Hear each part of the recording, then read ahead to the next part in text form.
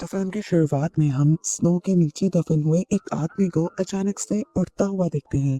हैरत थी, वो अभी भी जिंदा था। कपड़े पहनकर तैयार होकर वो अपना चाकू लकड़ी से निकालते हुए अपने सफर पर चल पड़ता है और यहीं से सीन कट होकर हमें दो छोटे बच्चों को दिखाया जाता है। बड़े भाई का नाम जिम था और वो अपनी बहन के साथ इस बड़े से घर में अकेला ही रहता है। सारे काम वो खुद करता है। उसे देखकर लगता नहीं है कि उसे सरवाइव करने के लिए किसी बड़े की जरूरत है। जिम स्टेयर्स में बैठा अपनी गन के अंदर बुलेट्स चेक कर रहा था। दूर से देखने पर लगा कि ये गन एक टॉय गन होगी, पर पास आने पर देखने को मिला कि ये एक ट्रैंकुलाइजर था जिसकी बुलेट्स दूसरे लोगों को बेहोश करने के काम आती हैं। इतनी देर में उसे बाहर से आवाज आती है। वो बाहर जाकर देखता है तो वहाँ पर एक आदमी आया था जो उसकी बहन से उसके पेरेंट्स के बारे में पूछ रहा था। वो आदमी जिम से भी वही सवाल करता है, पर जिम जवाब दिए बगैर अपनी बहन को लेकर घर के अंदर चला जाता है। बड़ों की तरह वो घर को अच्छी तरह से लॉक करता है, सिक्योर करता है और फिर अपनी बहन के साथ खेलने बैठ जाता है। इतनी ही देर में हम उनके घर के बाहर अजीबो गरीब इंसानों को देखते हैं जो इस घर को तोड़कर अंदर आने की कोशिश कर रहे थे, पर यह घर बुलेट प्रूफ था और वो अंदर आ नहीं सकते थे। असल में वो सब ज़ॉम्बीज थे और इन बच्चों को खाना चाहते थे। इस टाइम जिस दुनिया में जिम और उसकी बहन रह रहे हैं, इस दुनिया में सिर्फ 1% इंसान इंसान बचे हैं। बाकी सबको ज़ॉम्बी वायरस खा चुका है। जिम और उसकी बहन को इन ज़ॉम्बीज से इसलिए डर नहीं लग रहा था क्योंकि अब ये उनकी रूटीन का हिस्सा बन गया था। जिम और उसकी बहन अपने घर के बाहर खेल रहे होते हैं तो कल वाला ही इंसान जैक इनके पास आ जाता है। इस मरतबा वो अपने पार्टनर को लेकर आया था। वो लड़की आकर प्यार से जिम की बहन को गोद में उठा लेती है और जिम उसे डांट कर अपनी बहन को नीचे रखने को कहता है। जिसके बाद ये कपल जिम से उसके पेरेंट्स के बारे में पूछता है तो जिम बताता है कि वो लोग सप्लाईज लेने के लिए गए हैं। ये सुनकर वो कपल उससे कहता है, ठीक है फिक्र मत करो, हम तुम्हें कोई नुकसान पहुंचाने यहाँ नहीं आए। जब तक तुम्हारे पेरेंट्स नहीं आ जाते बस तब तक हम तुम्हारा यहाँ पर ख्याल रखेंगे। सीन कट होकर अब हमें दूसरी तरफ दोबारा एडन को दिखाया जाता है जो जंगलों के दरमियान में खड़ा बिना ज़ॉम्बीज से डरे अपने एक ही हथियार से अपने सामने आने वाले सभी ज़ॉम्बीज को मार रहा था। जिम के घर पर वो कपल चेक करता है कि हर तरह की सहूलत के साथ यहाँ पर काफी अरसे तक के लिए सप्लाईज भी मौजूद थी। इसीलिए ये दोनों भी यही रहने का फैसला कर लेते हैं क्योंकि पता तो इन्हें भी चल गया था कि जिम और ये बच्चे इस घर में अकेले रहते हैं। ये सारी बातें जिम उनकी छुप के सुन रहा था। पता नहीं उसके जहन में अब क्या डर आता है। वो अपनी बहन को सेफ प्लेस के अंदर बंद कर देता है और यहाँ जिम का डॉग भी जिम को सूंघ कर भौंकने लग जाता है। यहाँ पर अब रात भी हो चुकी थी। कपल रात में घर के आसपास जब बहुत सारे ज़ॉम्बीज को देखते हैं तो एकदम से बुरी तरह डर जाते हैं और यहाँ की सारी लाइट्स ऑफ करने लगते हैं। लेकिन तभी अचानक पीछे से दरवाजा खुलता है और कोई उस लड़की के ऊपर हमला कर देता है। हमें वो लड़की जख्मी हालत में दिखाई जाती है जिसके बाद कोई खींचता हुआ उस लड़की को इस घर से बाहर फेंका था। उसके हस्बैंड का क्या हुआ था ये यहाँ पर नहीं बताया जाता।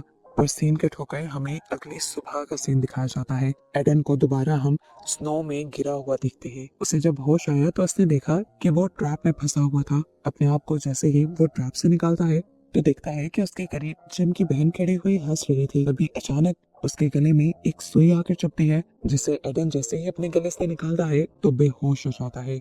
असल में जिम ने उसे अपने ट्रैंकुलाइजर गन से बेहोश कर दिया था। कुछ देर बाद एडन को जब होश आया तो वो जिम के घर की तरफ गया जहाँ पर दोबारा जिम अपनी गन हाथ में लिए खड़ा था। जिम उस आदमी से उसका मकसद पूछता है तो ये आदमी उसे बताता है कि मैं एक सोल्जर हूँ और अपनी वाइफ को ढूंढने के लिए नॉर्थ की तरफ जा रहा हूँ। ये सुनकर जिम काफी हैरान होता है क्योंकि आज से पहले जितने भी लोग यहाँ पर आए थे वो खाने या मेडिसिन की तलाश में ही आए थे। एडन पहला वो इंसान था जो अपनी वाइफ को ढूंढना चाह रहा था।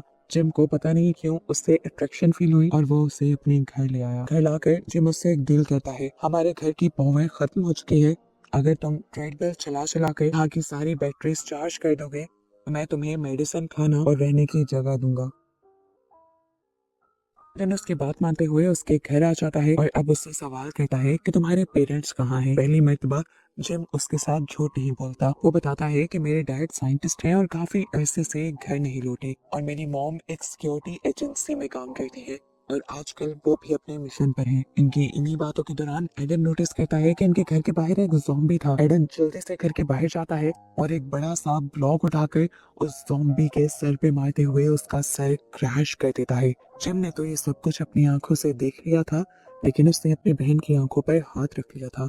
एडन जब घर वापस आया तो जिम ने कहा, तुमने उस ज़ॉम्बी को क्यों मारा? हालांकि ये घर बुलेट प्रूफ है, वो ज़ॉम्बीज़ उस घर के अंदर नहीं आ सकते। ये सुनकर एडन और भी ज्यादा हैरान हो जाता है कि आखिर उन्होंने इस घर में और कौन कौन सी फैसिलिटी रखी हुई थी। खैर इस टाइम एडन को अपना काम पूरा करना था और जल्द से जल्द यहाँ से जाना था। वो दिन रात बिना ब्रेक लिए उस ट्रेडमिल पर भागता रहता है ताकि इन लोगों की बैटरीज चार्ज हो सके, और ऐसे थक कर वो यहाँ तक के गिर भी जाता है। जिम की बहन उसे पानी देती है, खाना खिलाती है और फिर अपनी ही पिंस देते हुए उसे बाल बांधने को कहती है। फ्रेश होने के बाद एडन इन लोगों को खाना देता है और जब ये लोग बाहर जाते हैं तो देखते हैं कि आज इनके ट्रैप में एक ज़ॉम्बी फंस गया था, जिसे जिम अपनी गन से मार देता है। और तभी यहाँ से गुजरते हुए हम एक ओल्ड मैन और एक लड़की को भी देखते हैं जो शायद किसी को ढूंढ रहे थे। एडन और वो बच्चे घर वापस आ जाते हैं और घर पर एडन अब उन बच्चों के पेरेंट्स की तस्वीरें देखता है। यहीं घर पर उसे कार की चाबियां भी मिल जाती है और फौरन उसके जहन में आइडिया आता है कि वो इस कार के जरिए जल्दी अपनी वाइफ तक पहुंच जाएगा और उसे बचा लेगा। जैसे ही उसने कार स्टार्ट की तो उसे पता चला कि ये कार खराब थी, जिसे वो खुद भी ठीक नहीं कर सकता था। ऐसे में वो गैराज से बाहर निकल आया और तभी उसकी नजर पड़ी आउट हाउस के डोर पर। उसके अंदर से अजीबोगरीब आवाजें आ रही थी। इससे पहले कि एडन उसे चेक कर लेता, जिम उसे आकर यहाँ पे रोक देता है। ये सब लोग घर वापस आ जाते हैं, खाना शाना खाकर सोने की तैयारी कर लेते हैं और हम देखते हैं कि सोने से पहले जिम ने अपने आप को हथकड़ी से बांध लिया था। सुबह जैसे ही एडन उठा तो उसने देखा कि जिम अपने बिस्तर पर ही नहीं था। घबरा कर एडन बाहर गया तो पता चला कि जिम अपने घर के आसपास के ट्रैप्स ठीक कर रहा था जिनके अंदर ज़ॉम्बीज़ फंस जाया करते थे। जिम को यहाँ मसरूफ देखते हुए एडन चुपके से आउट हाउस के कमरे के पास चला जाता है क्योंकि वो देखना चाहता था अंदर है क्या। अंदर उसे ज्यादा कुछ नहीं दिखता, बस वहां पर रखे हुए मैट्रेस, पिलो और ब्लैंकेट दिखते हैं और साथ ही दीवारों पर स्क्रैचेस के निशान भी नजर आते हैं। उसे ऐसा लगा था कि जैसे यहाँ पर किसी ज़ॉम्बी को कैद करके रखा होगा इन लोगों ने। एडन अब घर आ जाता है और कुछ देर बाद नोटिस करता है कि इस घर के इर्द गिर्द एक अनजान आदमी था जो इसी घर की बाहर से तलाशी ले रहा था। एडन फौरन छुप जाता है ताकि उस आदमी को इनके बारे में पता न चले। ऊपर से जिम की बहन उसे देखते हुए हाय कहने लगी थी। ईडन उस आदमी के नोटिस करने से पहले ही जिम की बहन को भी उठाकर छुपा देता है और इस तरह इन लोगों की जान उस आदमी से बचा लेता है। ये सब देखते हुए जिम को ये अंदाजा हो गया था कि एडन उनको बिल्कुल नुकसान नहीं पहुंचाने वाला, इसीलिए वो एडन के हथियार भी एडन को वापस दे देता है जो पहले उसने शर्त के तौर पर अपने पास रख लिए थे। इस टाइम एडन जिम के मॉम डैड की कार को ठीक कर रहा था। इतनी देर में ही उन्हें बाहर से जिम की बहन की चिल्लाने की आवाज आती है। दोनों बाहर जाकर चेक करते हैं तो पता चलता है कि जो पहले आदमी इस घर को बाहर से चेक करने के लिए आया था वो अब अपने साथियों के साथ यहाँ आ चुका था और उसने जिम की बहन को हॉस्टेज भी बना लिया था। जिम अपनी ट्रैंकुलाइजर गन से एक आदमी को बेहोश करता है तो पीछे से अचानक दो आदमी गिरकर मर जाते हैं। उनको भी किसी ने शूट किया था और शूट करने वाली कोई और नहीं बल्कि जिम की मॉम ही थी जो अब वापस आ गई थी। उसने जितनी भी गोलियां चलाई थी उसमें से एक गोली एडन को भी लग चुकी थी और एडन वहीं बर्फ में गिर गया था। मरने से पहले वो फ्लैशबैक्स में चला जाता है और अपनी वाइफ को देखता है। ऐसे ही कुछ देर गुजर जाती है और अजीब बात होती है, एडन दोबारा से जिंदा हो जाता है। उससे भी ज्यादा हैरान कर देने वाली बात ये थी कि उसका जख्म भी पूरी तरह ठीक हो गया था। वो अपने आप को ही देखकर हैरान था, लेकिन जैसे जिम और उसकी मॉम उसे देखकर हैरान नहीं थी। वो अब एडन को इशारा करते हुए घर के अंदर बुला लेती हैं और उसे उसकी कंडीशन के बारे में समझाने की कोशिश करती हैं। यहाँ पर एक बहुत ही मजे का ट्विस्ट था। लीना बताती है कि आम लोग जो ज़ॉम्बी वायरस से इन्फेक्टेड हो जाते हैं वो अपने दिमागों से अपना कंट्रोल खो देते हैं, पागलों वाली हरकतें करते हैं, दूसरों को मारते हैं, आसान लफ्जों में पूरे ज़ॉम्बी में ही बदल जाते हैं। लेकिन अब इन्हीं ज़ॉम्बीज के दरमियान में कुछ स्पेशल ज़ॉम्बीज भी है। स्पेशल ज़ॉम्बीज उनको कहा जाता है जो ज़ॉम्बी वायरस से इन्फेक्टेड तो हैं लेकिन वो अपने दिमाग पर से अपना कंट्रोल नहीं खोते। लेकिन पॉजिटिव चीज उनके अंदर यह आ जाती है कि उन्हें ज़ॉम्बीज वाली पावर मिल जाती है। जैसे ज़ॉम्बीज इमोर्टल होते हैं तो इस तरह ज़ॉम्बी वायरस से इन्फेक्टेड स्पेशल ज़ॉम्बीज भी इमोर्टल हो जाते हैं। इन ज़ॉम्बीज को भी अगर आसान लफ्जों में डिफाइन किया जाए तो वो इंसान और ज़ॉम्बीज का कॉम्बिनेशन है, वो भी बहुत ही अच्छा। लेकिन जैसे हर अच्छी चीज का एक बुरा साइड इफेक्ट भी होता है, ऐसा इनके साथ भी है। कभी कभार वो ज़ॉम्बी वायरस इनके दिमागों को कंट्रोल कर लेता है जिसकी वजह से ये लोग अपना आप खो बैठते हैं, लोगों को मारते हैं और बहुत ही अजीब अजीब काम करते हैं। और फिर जब होश में आते हैं तो उन्हें ज़ॉम्बी टाइम में किया हुआ कुछ भी याद नहीं रहता। ये सारी बातें सुनकर वो समझ गया था कि वो भी एक स्पेशल ज़ॉम्बी है, क्योंकि मूवी के स्टार्ट में भी हमने उसे मरकर जिंदा होते हुए देखा था। और अब भी यहाँ पर लीना एक और शॉकिंग बात एडन को ये बताती है कि उसका बेटा भी एक स्पेशल ज़ॉम्बी था। ये बताते ही सीन्स फ्लैशबैक में जाते हैं और हमें पता चलता है कि मूवी के स्टार्ट में इस घर में कपल को जिसने मारा था वो कोई और नहीं बल्कि जिम ही था। उस दिन डॉग जब उसे सूंघ रहा था तब उसे पता चल गया था कि वो ज़ॉम्बी में बदलने वाला है। इसीलिए ज़ॉम्बी में बदलने से पहले पहले ही उसने अपनी बहन को सेफ रूम में लॉक कर दिया ताकि वो अपनी बहन को नुकसान न पहुंचाए। जिसके बाद उसने उस कपल को मार दिया और इसी वजह से जिम हर रात को सोने से पहले अपने आप को हैंडकफ करके भी सोता है। फिर रात हो जाती है और हम देखते हैं कि एडन को आज रात फिर अपनी वाइफ का ख्वाब आया था, जिसमें वो देखता है कि उसकी वाइफ का आधा मुंह खून से भरा हुआ है और उसके पास एक मरा हुआ बच्चा भी है। ये देखते ही उसकी जान निकल जाती है और वो रोने लग जाता है। उसकी उदासी को देखते हुए यहाँ पर लीना आती है उसे सहारा देने के लिए और इसे बताती है कि इस दुनिया में सिर्फ वही नहीं जिसे गम है। वो उसे अपनी कहानी बताती है कि जब उसके दोनों बच्चे पैदा हुए तो दोनों को ही एक हार्ट डिसीज थी जिसका इलाज मुमकिन नहीं था। वो बताती है कि इन दिनों ज़ॉम्बी वायरस भी तेजी से फैलने लगा था और मेरे हस्बैंड जो कि बायो साइंटिस्ट थे उन्हें स्पेशल ज़ॉम्बीज के बारे में पता चला था। ज़ॉम्बी वायरस पर रिसर्च करते हुए उन्होंने एक ऐसा डोट बनाया जिसको जिम में इंजेक्ट करने से जिम फिजिकली एक ज़ॉम्बी में बदल गया, लेकिन वैसे एक नॉर्मल इंसान रहा, यानी वो सुपर ज़ॉम्बी बन गया और ऐसे उसे उसकी बीमारी से छुटकारा मिल गया।